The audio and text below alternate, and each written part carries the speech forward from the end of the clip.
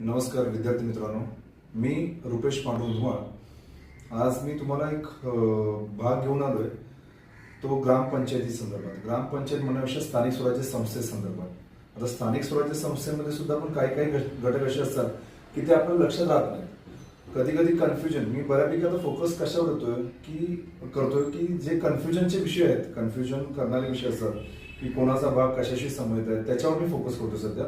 मी सध्या शॉर्ट व्हिडिओवरच लक्ष देतोय। शॉर्ट व्हिडिओवरून नंतर मग लॉंग व्हिडिओवर येईल। लॉंग व्हिडिओ संदर्भात कशाचे असतील, किती एक्झाम मध्ये कोणकोणते प्रश्न पडू शकतील त्या संदर्भात असतील।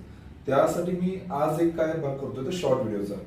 लॉंग व्हिडिओच्या बाबतीत मी तुम्हाला लवकरच कळवीन, ते व्हिडिओ कशा संदर्भात आहेत, काय आहेत ते भाग बघू आपण लवकरच। पण आजचा भाग बघा, पंचायत राज संदर्भात आहे, स्थानिक स्वराज्य संस्थे संदर्भात आहे।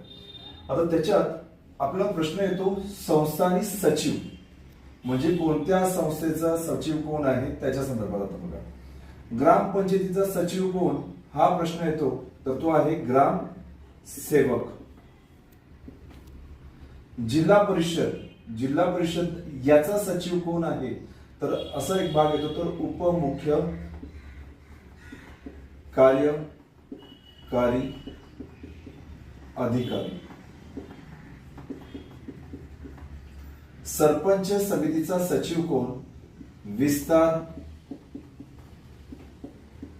अधिकारी। पंचायत समितीचा सचिव कोण, गट विकास अधिकारी।